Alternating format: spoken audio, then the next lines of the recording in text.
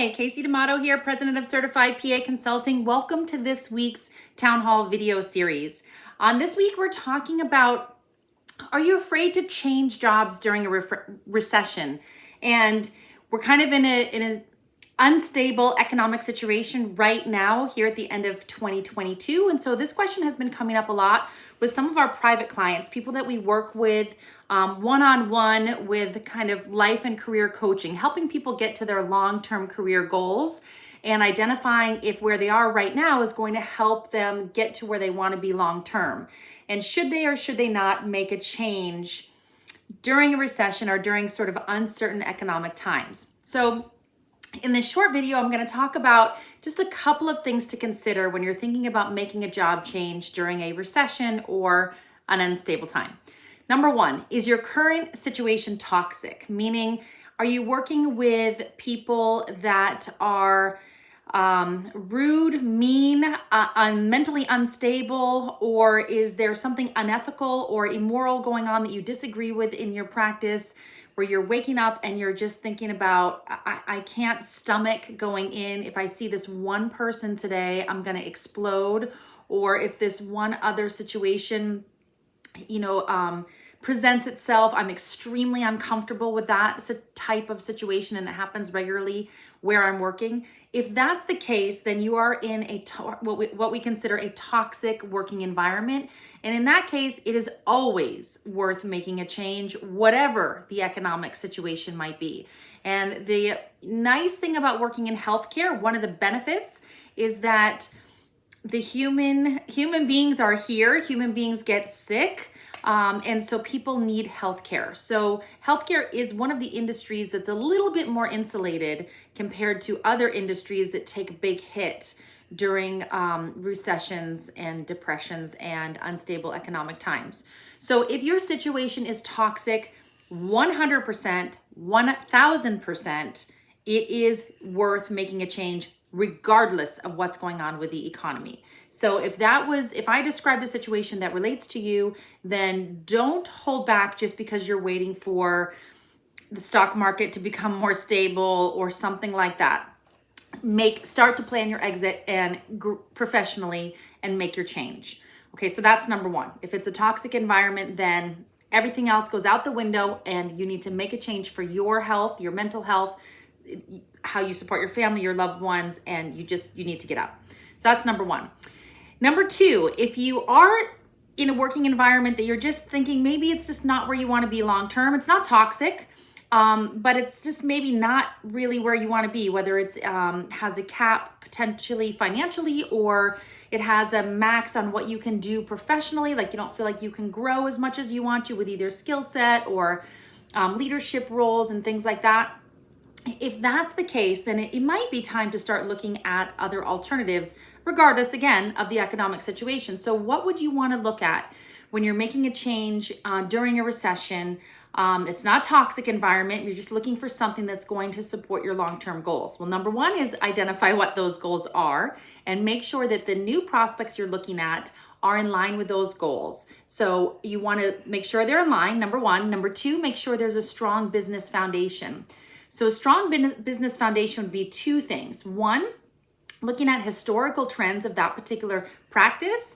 And if you're looking at non-clinical, looking at historical trends, how long has that facility been in business? Have they been expanding over the years? And do they continue to have an abundant supply of patients, or if it's non-clinical setting, clients or customers? So if they have been around for a little while, and they continue to have an abundance of patients or clients or customers, then they're most likely a healthy business model. Because even in unstable economic times, if you have patients or clients or customers, and you have people who want your service, and in medical care, we're talking primarily about medical care here. So if you have patients coming in the door, then you can make the other changes that you need to for your budget and things like that. But as long as people are coming in, that is the biggest foundation that shows healthy business models. So make sure there's a healthy business foundation. Historically, would be great if you're going to start at a new startup facility. That can be okay too, as long as you feel like there's a very strong patient volume. And if you're looking non-clinical, and you're looking at clients or customers, unless you're talking about something like academics and things like that, in which case you want to look at applicant pool, right? So no matter what, you want to look at who is paying for this service or product, and is there an abundant amount of those people already? Or is it something that is struggling, it doesn't have a full schedule if it's clinical care, or if it's in a different industry, it requires a lot of marketing to grow. That's much more risky in recession times.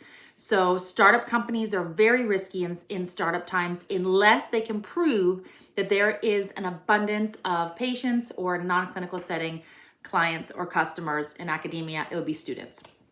Okay, so that is your number 2. So number 1 is if it's a toxic situation, economic situation, it does not matter, plan your exit. Number 2 is look to see if there is a strong business foundation of where you are looking, well, that your goals are aligned, and in combination with that there is a strong business foundation.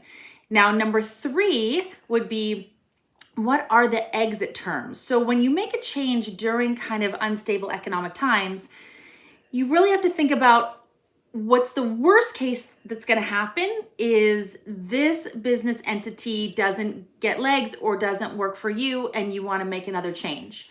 So one of the most important things, what I consider the third most important, is if it doesn't work out, whether it's you don't like them or they don't have enough business or practice or patient, whatever it might be, can you make a change? Can you make another change? So that means making sure there's not too much restrictions on the non-compete, making sure that there is not any kind of restrictions on outside activity, making sure that you don't have to give a really extended notice period if you do want to plan an exit, because making a change during a recession does come with a little bit higher risk that we just can't predict exactly what's going to happen with any business. So you want to make sure that if things do go south, you can leave and make a change without a lot of restrictions. Again, you're going to give appropriate notice and be professional and not burn any bridges and all those things, but that you could, in theory, make another change down the road. So those would be the top 3. If you are thinking about making a change during a recession, number 1, if it's toxic, it doesn't matter the economic situation, make your change, move on. Number 2, assess your goals and the business model, make sure they're aligned and make sure the business model is healthy.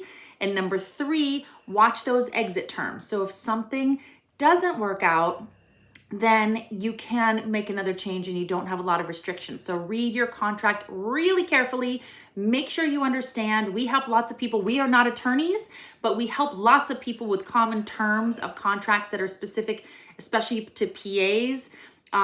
In physician agreements, we help people understand those big fundamental terms, and then prior to the attorneys reviewing the contract. So sometimes attorneys don't always know the nuances that are specific in those terms. So we help people understand those, understand what's industry standard, understand what might be the best pieces to negotiate, and then you can always have your attorney do the final review of the legal language and things like that.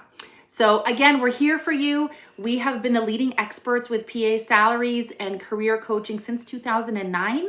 We are business owners. That's what makes us different. We are not only are we PAs, but we are also business owners. We've been managers of multi-million-dollar medical practices, as well as being our own business owners, sold businesses, raised capital, and everything in between.